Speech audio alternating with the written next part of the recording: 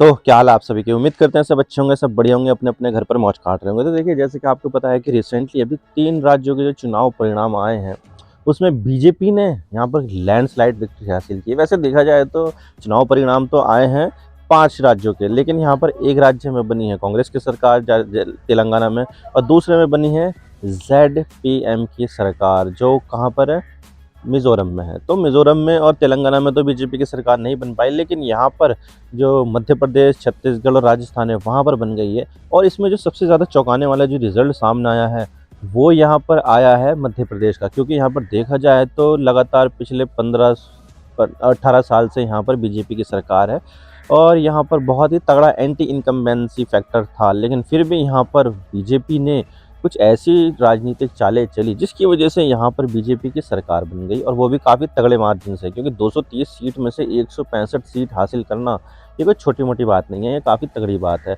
और इसके अलावा यहाँ पर जो सबसे ज़्यादा चौंकाने वाली बात सामने आई थी वो ये थी कि छत्तीसगढ़ में यहाँ पर जो है वो बीजेपी की सरकार बन रही, जहाँ पर ये बताया जा रहा था कि यहाँ पर बीजेपी दूर दूर तक भी नहीं है। और एग्जिट पोल में भी काफ़ी में यही शो किया गया था, यहाँ पर बीजेपी को सरकार नहीं मिलेगी। लेकिन फिर भी यहाँ पर जो चीज़ें सामने निकल कर आई वो बीजेपी के फेवर में सामने निकल कर आई। और इसके अलावा जो राजस्थान है, राजस्थान में हमेशा से ये रिवाज चलता है कि 5 साल किसी दूसरी पार्टी को तो 5 साल किसी दूसरी पार्टी को, यानी कि यहाँ पर BJP Congress, BJP Congress, BJP Congress चलता रहता है। और जो वहाँ के जो वोटर है वो यहाँ पर दोनों पार्टियों को मौका दे देते हैं बारी बारी से। तो यहाँ पर अभी अशोक गहलोत की सरकार थी, लेकिन यहाँ पर चुनाव में हारे तो यहाँ पर सरकार गिर गई। यहाँ पर अब बीजेपी की सरकार आ गई है। लेकिन यहाँ पर जो सबसे ज़्यादा चौंकाने वाला फैसला आया है वो यहाँ पर आया है सीएम फेस को लेकर। क्योंकि देखा जाए तो इन तीनों ही राज्यों में जो बीजेपी है उसने यहाँ पर अपने सीएम कैंडिडेट का अनाउंसमेंट नहीं किया था, यानी कि वो बिना सीएम कैंडिडेट के यहाँ पर चुनाव लड़ रही थी, सिर्फ मोदी जी के चेहरे पर। और यहाँ पर अगर छत्तीसगढ़ की बात करें तो छत्तीसगढ़ में सबसे ज़्यादा जो लंबे समय तक सीएम रहे हैं वो यहाँ पर डॉक्टर रमन सिंह रहे हैं, जो 15 साल तक वहाँ पर शासन कर चुके हैं। अब देखिए, यहाँ पर डॉक्टर रमन सिंह को फिर से यहाँ पर मुख्यमंत्री नहीं बनाया गया है, बल्कि यहाँ पर साहू जी को बनाया गया है। अब देखिए, यहाँ पर इसके अलावा जो मध्य प्रदेश है वहाँ पर भी काफ़ी लंबे समय तक शिवराज सिंह चौहान की सरकार रही, लेकिन यहाँ पर चुनाव के बाद जब यहाँ पर मेजॉरिटी मिली तो यहाँ पर शिवराज सिंह चौहान नहीं बल्कि यहाँ पर यादव जी बन गए हैं।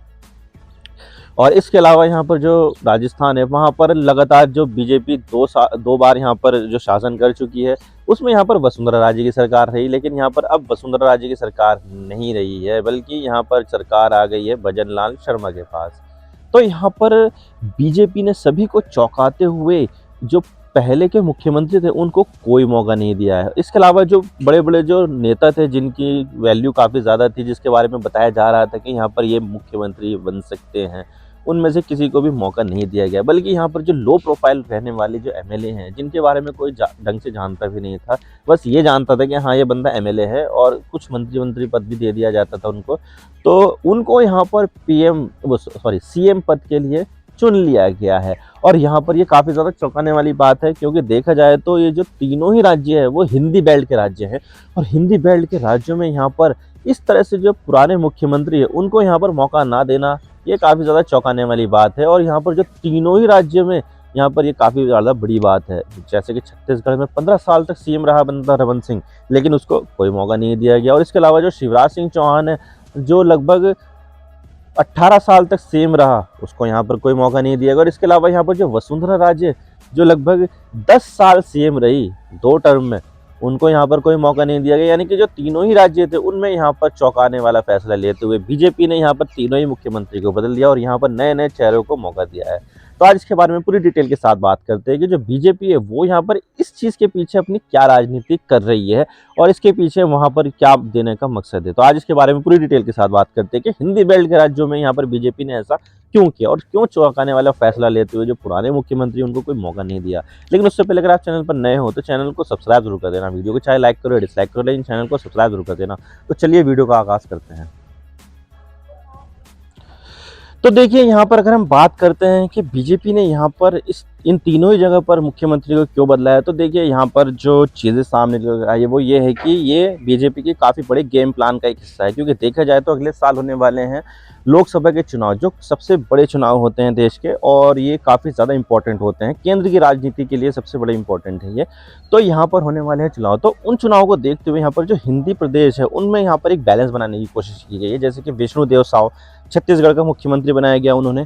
कौन है वो एक ट्राइबल लीडर है, और ट्राइबल की जो आबादी है ना छत्तीसगढ़ में वो काफ़ी ज़्यादा है। ये बताया जाता है कि लगभग 23-24% की जो आबादी है छत्तीसगढ़ की, वो पूरी की पूरी ट्राइबल आबादी है। और इतने बड़े एक कम्युनिटी को अगर कैटर करना है तो उसी में से एक सीएम बना दो, तो ये चीज़ें हो जाती है बीजेपी के फेवर में कि उन्हीं की कम्युनिटी से अगर सीएम बना दोगे तो इतना जो तगड़ा वोट बैंक है 23-24%, 25% का, वो इनको हासिल हो जाएगा। क्योंकि देखा जाए तो जो द्रौपदी मुर्मू जी हैं, जो देश की राष्ट्रपति है, वो भी एक ट्राइबल लीडर ही है, ट्राइबल है एक वो।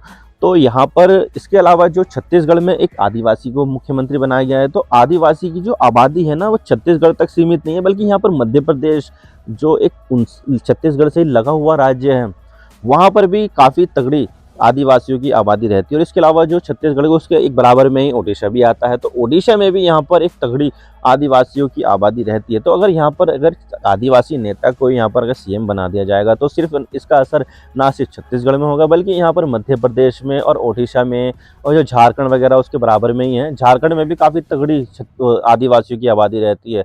तो इसका असर यहाँ पर इन तीनों ही राज्यों में देखने को मिलेगा। और यहाँ पर जो आदिवासी है उसको यहाँ पर लामबंद करने की कोशिश की जा रही है बीजेपी के ज़रिए। क्योंकि देखा जाए तो अगर उन्हीं की कम्युनिटी में से यहाँ पर अगर किसी को मुख्यमंत्री बना दिया जाएगा तो यहाँ पर उस कम्युनिटी से पार्टी को सहानुभूति मिलेगी। और ये जो सहानुभूति है वो ना सिर्फ अभी इस्तेमाल हो जाएगी, बल्कि यहाँ पर आने वाले जो जो भी चुनाव होंगे वो यहाँ पर इनका जो वोट बैंक है वो इनमें ट्रांसफ़र हो जाएगा।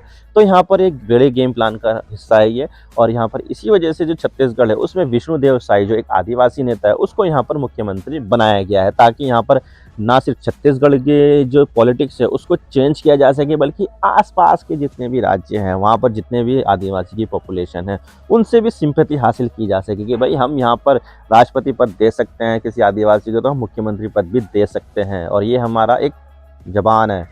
तो इस तरह से यहाँ पर जो चीज़ें हैं वो बीजेपी अपने फेवर में करने की कोशिश कर रही है। और इसके बाद हम बात करते हैं मध्य प्रदेश की, जहाँ पर यहाँ पर एक लंबे समय के जो सीएम है शिवराज सिंह चौहान, उनको यहाँ पर हटाकर मोहन यादव को यहाँ पर सीएम बनाया गया है। अब देखिए यहाँ पर भी काफ़ी तगड़ी पॉलिटिक्स खेली जा रही है, क्योंकि देखा जाए तो जो बीजेपी है वो यादव वोटर को अपनी तरफ करना चाहती है, ताकि यहाँ पर जो यादव वोटर है वो उनके पक्ष में हो जाए। क्योंकि देखा जाए तो मध्य प्रदेश में अगर उन्होंने यहाँ पर यादव सीएम बना दिया तो इसके अलावा जो यादव पार्टी मानी जाती है, जैसे कि उत्तर प्रदेश में समाजवादी पार्टी है और यहाँ पर बिहार में आरजेडी पार्टी है, तो उसका एक विकल्प पेश किया जाए कि भाई यहाँ पर सिर्फ यही दो पार्टियां नहीं है जो यादवों के लिए काम करती है, बल्कि यहाँ पर बीजेपी भी है जो यादवों को सीएम भी बना सकती है। तो यहाँ पर जो बीजेपी है वो यहाँ पर एक काफ़ी बड़ा गेम प्लान कर रही है, ताकि यहाँ पर जो यादव है वो उनको अपनी तरफ कर लिया जाए, ताकि यहाँ पर जो वोट है वो उनके पक्ष में हो जाए। क्योंकि देखा जाए तो दो पार्टियां मानी जाती है यादवों की, समाजवादी पार्टी और आरजेडी राष्ट्रीय जनता दल। तो इन सब में यादवों का बोलबाला है, लेकिन यहाँ पर इनके जो पार्टी है उसको तोड़ने के लिए और उनके वोट को जो है अपनी तरफ करने के लिए यहाँ पर जो बीजेपी है वो मोहन यादव को सीएम बना रही है कि भाई यहाँ पर सिर्फ यही दो पार्टी नहीं है जो यादवों का ख्याल रख सकती है, बल्कि बीजेपी भी है। यहाँ पर भी भरोसा करो तुम, हम भी यहाँ पर आपको सीएम बना सकते हैं। तो ये चीज़ें हैं, और यहाँ पर जो गेम प्लान है वो यहाँ पर बीजेपी का यही है कि आने वाले जो लोकसभा चुनाव है वो यहाँ से ज़्यादा सीटें निकाल ली जाए। और अब बात करते हैं राजस्थान की, क्योंकि देखा जाए तो छत्तीसगढ़ में एक आदिवासी को सीएम बना दिया और मध्य प्रदेश में एक ओबीसी को सीएम बना दिया, जो यादव है वो ओबीसी में ही आते हैं। तो यहाँ पर ये समझा जा रहा था कि जो राजस्थान होगा वहाँ पर किसी राजपूत की या फिर जो ब्राह्मण है उसकी यहाँ पर ताजपोशी हो जाएगी और उसी को ही सीएम बनाया जाएगा। और यहाँ पर हुआ भी यही, और बना दिया गया भजन लाल शर्मा को, जो एक ब्राह्मण है। लेकिन यहाँ पर इसका मामला ये है कि जो भजन लाल शर्मा जी है वो संघ के बहुत ज़्यादा करीब है, और इसके अलावा जो भाजपा के जो प्रेसिडेंट है जेपी नड्डा साहब उनके भी काफ़ी ज़्यादा करीब है। तो इनकी जो ये दोनों जगह से करीबी है उनको यहाँ पर काफ़ी ज़्यादा फ़ायदा हुआ और ये बन गए राजस्थान के सीएम। और इसके अलावा जो बीजेपी है उनकी जो खटपट थी वसुंधरा राजे के जी साथ, वो भी काफ़ी ज़्यादा देखने को मिल रही थी, क्योंकि देखा जाए तो जो पहले सीएम होती थी ना वसुंधरा राजे, वो यहाँ पर पार्टी की जो हाई कमान है उनकी भी बातें नहीं सुनती थी। एमएलए को यहाँ पर घंटों-घंटों इंतज़ार करना पड़ता था, कई दिनों तक इंतज़ार करना पड़ता था ताकि उनसे मिल सके, लेकिन यहाँ पर मुलाकात नहीं हो पाती थी। तो थोड़ा बहुत बीजेपी को ये लगता था कि जो वसुंधरा राजे हैं उनके अंदर काफ़ी ज़्यादा एरोगेंस है और ये अपनी जो सत्ता है उसमें हमेशा चूर रहती है। तो इस बार भाजपा ने उनके ऊपर बिल्कुल भी भरोसा नहीं किया और भजन लाल शर्मा को यहाँ पर सीएम बना दिया गया। और इसके अलावा यहाँ पर बीजेपी ने सभी को चौंकाया ही है, क्योंकि तीनों जो नाम नए लिए गए हैं सीएम पद के लिए वो काफ़ी ज़्यादा नए हैं और इनके बारे में बोला ही नहीं जा रहा था कि ये सीएम बन भी सकते हैं। यहाँ पर बीजेपी ने सभी को चौंकाया। और इसके अलावा यहाँ पर बीजेपी पहले भी कई बार चौंकाती है, जैसे कि उत्तराखंड में धामी साहब को सीएम बना दिया। किसी ने भी नहीं सोचा था कि धामी साहब जो है वो सीएम बन जाएंगे, लेकिन यहाँ पर बना दिया। और इसके अलावा यहाँ पर जो मनोहर लाल खट्टर साहब है हरियाणा में सीएम बीजेपी के, उनके बारे में भी नहीं सोचा जा रहा था कि इनको सीएम बना दिया जाएगा, लेकिन फिर भी बना दिया गया।